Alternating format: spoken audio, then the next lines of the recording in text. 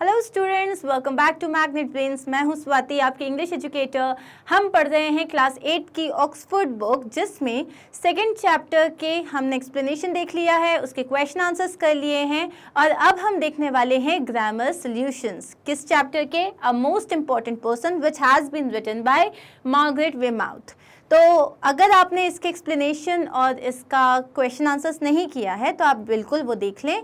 और अब हम देखने वाले हैं ग्रामर सॉल्यूशन, जिसमें हम लेटर राइटिंग देखेंगे, एक informal letter writing, email letter writing, कुछ वोकैबुलरी वर्ड्स एंड उसके अलावा हम इसमें एक चीज़ और करने वाले हैं, एक बहुत इंटरेस्टिंग सा क्रॉसवर्ड। So let's start. पहला क्वेश्चन है आपके पास क्रॉसवर्ड। आपको क्रॉसवर्ड फिल करना आता है? देखो, क्रॉसवर्ड में ना दो तरीके के आपके पास ब्लॉक्स होते हैं। एक होता है नंबर्स जो आपको क्लूज दिए होते हैं, तो एक होता है डाउन और एक होता है अक्रॉस। आपको जो क्लूज दिए होते हैं वो इस तरीके से दिए होते हैं, ऊपर लिखा होता है डाउन और अक्रॉस। अब आपको अगर लिखा हुआ है 1 नंबर में डाउन, तो 1 नंबर में आप डाउन में जाके देखोगे, ये आपको क्लूज दिए हुए हैं, अकॉर्डिंगली आपको फिलअप करना है। So let's quickly start with it. पहला है a person whom you work with especially in a profession or a business। अब यहाँ पे देखो 1 में ये है, तो यहाँ पे आपका आंसर आएगा कोलीग। तो एक किसी भी इंसान के साथ जिसके साथ आप काम करते हो, वो आपके साथ काम करता है, उसे आप बोलते हो कोलीग। नेक्स्ट है थर्ड में children who have the same parents. दो बच्चे जिनके सेम पेरेंट्स है वो क्या हो जाएंगे? नंबर 3 है ये, तो इसमें क्या आ जाएगा? सिबलिंग्स। क्या आ जाएगा? सिबलिंग्स। सिबलिंग्स मतलब भाई बहन। नेक्स्ट है number 5, 1 of 2 children born at the same time to the same parents। मतलब एक सेम सेट ऑफ पेरेंट्स हैं, उनको 2 बच्चे साथ में हुए हैं, उसे हम क्या कहते हैं? वेरी सिंपल, नंबर 5 है यहाँ पे ट्विन। 1 में क्या हो जाएगा? ट्विन, वो मेरा ट्विन है। नेक्स्ट है 8 number, a person whom you know and who can be helpful to you in your work। तो आपके लिए आपके काम में कोई ऐसा इंसान जो आपकी मदद कर सके। नंबर 8 यहाँ पे है आपका कॉन्टैक्ट। ये मेरा कॉन्टैक्ट है जिससे मैं हेल्प सीख कर सकता हूँ। तो आपने ये तो देख लिए सारे डाउन वाले। अब हम अक्रॉस भी देख लेते हैं। अ person who teams up with another person towards a common goal.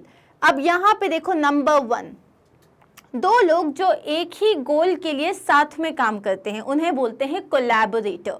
दो लोग जो कोलैबोरेट करते हैं एक पर्टिकुलर गोल को अचीव करने के लिए, उसे हम कहते हैं कोलैबोरेटर। नेक्स्ट है a person who opposes and contends against someone else. A person जो किसी दूसरे के अगेंस्ट में खड़ा हो जाता है।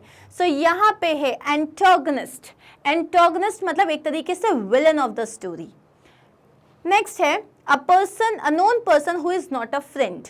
एक इंसान जिसे आप जानते हो लेकिन वो आपका दोस्त नहीं है। आपके साथ बहुत सारे क्लासमेट्स होंगे, बहुत सारे लोग आपके फ्रेंड होंगे, कुछ ऐसे भी होंगे जिन्हें आप जानते हो लेकिन वो आपके दोस्त की कैटेगरी में नहीं आते, उन्हें हम कहते हैं एक्वेंटेंस। एक्वेंटेंस।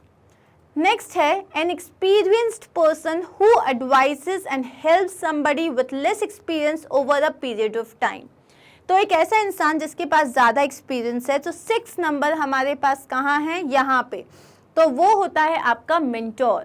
मेंटोर मतलब कोई ऐसा जो आपको गाइड करता है। लास्ट है a person in a family who lived a long time ago and from whom some of the family members have descended। मतलब एक कोई भी आपके जो पूर्वज जो हम बोलते हैं, तो उनको आप क्या बोलोगे? एंसेस्टर। एंसेस्टर्स मतलब आपके पूर्वज। अब ये रहा आपके सारे आंसर्स हैं। कोलैबोरेटर, तो मैं आप चाहो तो मैं इसकी स्पेलिंग्स लिख देती हूँ, बिकॉज इसमें I don't know how clear it would be. So सबसे पहला है कोलीग, COLLEAGUE।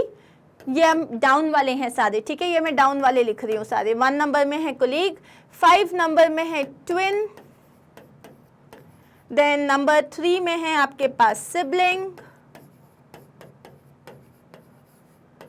देन नंबर 8 में है contact, and do we have anything else? No, only 4, right? Colleague हो गया, सिबलिंग्स हो गया, कॉन्टैक्ट हो गया और ट्विन हो गया। अब जो आपके पास अक्रॉस वाले हैं, अक्रॉस में we have collaborator, collaborator, then you have antagonist, ये नंबर 1 में कोलैबोरेटर था, नंबर 2 में we have antagonist, antagonist.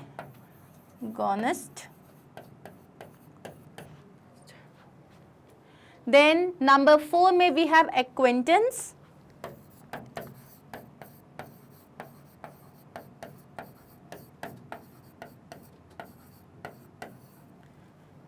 acquaintance, and number 6 में we have mentor, last है number 7 में ancestor, which I'm writing here, number 7 में है we have ancestor। clear? ये हैं आपके सारे आंसर्स। चलिए आगे बढ़ते हैं, you can take a screenshot of this if you want। Next question हमारे पास है लेटर राइटिंग का। इनफॉर्मल लेटर राइटिंग का जो प्रॉपर फॉर्मेट होता है वो इस वीडियो के पहले प्लेलिस्ट में आपको मिल जाएगा। इसके डिस्क्रिप्शन में भी आपको इनफॉर्मल लेटर का जो किस तरीके से हम फॉर्मल लेटर में इनफॉर्मल लेटर का जो फॉर्मेट होता है वो क्या होता है, कुछ एग्जाम्पल्स वो आपको मिल जाएंगे। तो अब हमें यहाँ पे क्या बोला है, what does Chester Shilton think of miss Lucy and his friendship with her. Chester अपनी और मिस ल्यूसी की फ्रेंडशिप के बारे में क्या सोचता है। इमेजिन यूर चेस्टर, सोचो कि तुम चेस्टर हो। Write a letter to a friend telling her और him about your meeting with miss Lucy. What do you think about her and what do you think about your friendship with her? तो तुम्हें अब क्या करना है, suppose कि तुम Chester हो, तुम्हें एक लेटर लिखना है अपने किसी भी फ्रेंड को, वो लड़का हो सकता है या लड़की हो सकती है, और तुम्हें बताना है कि तुम किस तरीके से उनसे मिले और तुम्हारी उनकी फ्रेंडशिप कैसी है। The format of an informal letter is given below. You may use the hints given in the body of the format. अब इसमें तुम्हें जो नेक्स्ट पेज पे हम देखेंगे फॉर्मेट दिया हुआ है प्लस कुछ हिंट्स भी दिए हुए हैं, बस हमको एक लेटर फॉर्म करना है। So let's start. सबसे पहले आपको ये फॉर्मेट दिया है, हमें पता है फॉर्मेट मतलब आपका जैसे अगर ये पेज है, suppose this is the page of your notebook, so आपका एक लेफ्ट मार्जिन होता है जहां से आप सबसे पहले लिखोगे सेंडर्स एड्रेस, जो मोर देन 3 लाइन्स में नहीं आना चाहिए। After that you will leave a line and you will write the date. Date का ये फॉर्मेट होता है, लाइक तारीख आ जाएगा, then you will write the month. Month का जो फर्स्ट लेटर है वो कैपिटल में होना चाहिए because it's the name of a month, and then you will write the year without any comma, last में कोई कॉमा नहीं आएगा, एड्रेस में भी कोई कॉमा नहीं आएगा। तो इसके बाद आप क्या लिखोगे, जैसे आपने डेट लिख दिया, अब आप क्योंकि एक फॉर्मल लेटर है यहाँ पे आप डायरेक्टली आ जाओगे सैल्यूटेशन में, जिसमें आप क्या लिखते हो, माय डियर और डियर फ्रेंड और anything like how you greet someone. तो माय डियर, तो M has to be capital, D का डी भी कैपिटल हो सकता है, स्मॉल भी हो सकता है। तो सैल्यूटेशन लिखने के बाद अब आते हैं हम बॉडी ऑफ द लेटर में। Body of the letter 3 parts divided डिवाइडेड होता है। इंट्रोडक्शन, बॉडी मतलब जिसमें डिटेल्स लिखते हो, और थर्ड होता है कंक्लूजन। इंट्रोडक्शन में आप अपना हालचाल बताते हो, उनसे उनका हालचाल पूछते हो और बताते हो आप ये लेटर क्यों लिखते हो। बॉडी ऑफ द लेटर में आ जाता है सारी डिटेल्स कि आप जो भी बताना चाहते हो वो आता है आपका सेकंड पैराग्राफ में, जो बहुत इंपॉर्टेंट होता है। और उसको लिखने के बाद लास्ट में आप क्या करते हो, कंक्लूड करते हो by exactly asking for what you need. Suppose आपने कोई चीज़ मांगने के लिए किया है, कोई चीज़ बताने के लिए किया है, तो वो उसको आप कंक्लूड करते हो। प्लस आप रिगार्ड्स शो करते हो उनके पेरेंट्स के लिए या उनके सिबलिंग्स के लिए, and then you even ask them to write soon और like you are waiting for the letter. ये आपका कंक्लूजन हो जाता है। बॉडी ऑफ द लेटर के बाद लास्ट में आता है सब्सक्रिप्शन। सब्सक्रिप्शन मतलब आप जैसे लिखते हो ना, तुम्हारा प्यारा, योर्स अफेक्शनेटली, योर्स लविंगली, तो वो आप लिखोगे as a subscription. Then last में your name. Now since this is an informal letter, surname नहीं आएगा बिकॉज तुम किसी ऐसे इंसान को लिख रहे हो जिसको तुम ऑलरेडी जानते हो। इनफॉर्मली एक लेटर लिख रहे हो तो इसमें आपका सरनेम नहीं आएगा। क्लियर? अब हम देखते हैं जो लेटर हमने लिखा है। सबसे पहले सेंडर्स एड्रेस हमें दिया हुआ था, हमने लिख दिया 1028 बसाल्ट स्ट्रीट, हैम्पटनशायर। उसके बाद हमने डेट डाल दिया 30 दिसंबर 2000। अब you do not exactly have to write the year, अब आप चाहो तो इसमें कोई भी ईयर लिख सकते हो या XX लिख सकते हो। Again you will leave a line and you will write my dear friend. Now I haven't written a name here. आप चाहो तो किसी दोस्त का नाम लिख सकते हो। Again you will leave a line and you will start with the introduction of your letter. Hope this letter finds you in the pink of your health. In the pink of your health मतलब होता है that you are all hale and hearty. I am doing good as well. अब अपने बारे में भी तो बताओगे, तो मैं भी बिल्कुल ठीक हूँ। I have a lovely incident to share with you. अब आपने लेटर के इंट्रोडक्शन पैराग्राफ में ही बता दिया दैट क्यों आप ये लेटर लिख रहे हो। आपके पास एक बहुत ही लवली, बहुत प्यारा सा इंसिडेंट है जो आप शेयर करना चाहते हो। The day before I was bullied by two boys who were older and strong। मतलब एक दिन पहले मुझे दो बच्चे जो थे वो बुली कर रहे थे जो कि बहुत स्ट्रॉन्ग थे। An old lady helped me to get out of the trouble। तो एक ओल्ड लेडी थी जिन्होंने मुझे उस प्रॉब्लम से बचाया, रेस्क्यू किया। I went to her place। She is an interesting person, quite likable and courteous। मैं उनके घर भी गया, वो बहुत इंटरेस्टिंग हैं, वो मतलब उन्हें पसंद किया जा सकता है, वो बहुत ज़्यादा दयालु भी हैं, courteous भी हैं। It is very comfortable to talk to her। उनसे बात करना बहुत ईजी है। We are fond of each other। हम एक दूसरे को पसंद करते हैं। I told her about my little sister too। मैंने उनको अपनी छोटी बहन के बारे में भी बताया। For Christmas, she got me a pair of boxing gloves as I like fighting, which was really thoughtful of her। Christmas के लिए उन्होंने मेरे को बॉक्सिंग ग्लव्स दिए क्योंकि मुझे लड़ना पसंद है, जो कि मतलब कितनी अच्छी बात है, वो कितना थॉटफुल थी मेरे लिए। She is a big name in the society। वो मतलब एक जानी मानी हस्ती है सोसाइटी में। Unfortunately, she was charged a ticket, but she did not use her name to get off it. Instead, paid the ticket like a rational person। Unfortunately उनको जो है टिकट पे कर मतलब उनके ऊपर चालान कट गया था, उनके ऊपर टिकट चार्ज किया गया था, लेकिन उन्होंने उससे पीछा नहीं छुड़ाया। इनफैक्ट उन्होंने एक रैशनल पर्सन की तरह उस टिकट को पे कर दिया। She is extremely warm hearted. वो बहुत ही ज़्यादा वार्म हार्टेड हैं। She has even invited us for the party and I am sure it is going to be a lot of fun। उन्होंने हमें एक पार्टी के लिए भी इनवाइट किया है और मुझे पक्का पता है कि बहुत मज़ा आने वाला है। I will write to you about the party। मैं तुम्हें पार्टी के बारे में भी बताऊंगा कि पार्टी कैसी रही। Pay my regards। अब ये आ गया आपका conclusion area. Pay my regards to your parents and little brother। अब जो मेरे रिगार्ड्स हैं मतलब मेरी जो शुभकामनाएं हैं वो अपने पेरेंट्स को और अपने छोटे भाई को देना। Hope to meet you soon. मैं आशा करता हूँ कि हम जल्दी मिलेंगे। अब हम सब्सक्रिप्शन पे आ जाते हैं। Yours affectionately and you have written your name Chester. क्योंकि आपको चेस्टर बन के ये लेटर लिखना है तो आप अपना नाम मत लिखना, चेस्टर ही लिख के आना। क्लियर? सो आई होप आपको ये लेटर समझ में आ गया होगा। आगे बढ़ते हैं हम। अब आपके पास एक ईमेल राइटिंग है। सो सिमिलरली ईमेल राइटिंग का भी डिस्क्रिप्शन आपको मतलब किस तरीके से उसका फॉर्मेट होता है वो आपको डिस्क्रिप्शन बॉक्स में मिल जाएगा। Email writing is very easy. जैसे आप किसी को भी ईमेल करते हो, कभी भी उसमें आप अपना एड्रेस नहीं डालते, क्योंकि जब आप किसी को ईमेल कर रहे हो ना तो ऑटोमेटिकली आपका एड्रेस आ जाता है। So you will directly start with किसको आप ईमेल कर रहे हो उसका आप ईमेल आईडी लिखोगे, प्रॉपर ईमेल आईडी लिखोगे। एंड सपोज आपके पास कोई ईमेल आईडी नहीं है तो आप कुछ भी xxx लिख के @gmail.com @hotmail.com आप लिख सकते हो। इसके बाद आप लिखते हो सब्जेक्ट कि आपको किस सब्जेक्ट के लिए किस बारे में आप बात करना चाह रहे हो, आप ईमेल क्यों लिख रहे हो। और फिर एग्जैक्टली आप अगर एक फ्रेंड को लिख रहे हो तो इनफॉर्मल लेटर का पैटर्न फॉलो करोगे, और अगर आप किसी कुलीग को लिख रहे हो या आप किसी बड़े को लिख रहे हो तो फॉर्मल लेटर का पैटर्न आप फॉलो करोगे। अब आपको क्या मानना है, आप लूसी हो, ठीक है। So you are miss Lucy. Write an email to reestablish contact with a lady you had known. अब आप जब चेस्टर से मिल लिए तो आपको पता चला कि वापस रिलेशंस जो हैं वो बनाना कितना इंपॉर्टेंट है। तो आपकी एक फ्रेंड हुआ करती थी जिससे अब आप कॉन्टैक्ट में नहीं हो, आप वापस उनके साथ कॉन्टैक्ट स्टैब्लिश कर रहे हो। Telling her how you have felt after meeting Chester. आप बताओगे उसको उस ईमेल में क्या लिखना है कि चेस्टर से मिलके आपको कैसा महसूस हुआ।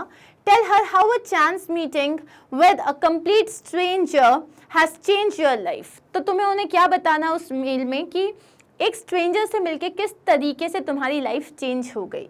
Also tell her all you wish to change in your current life style.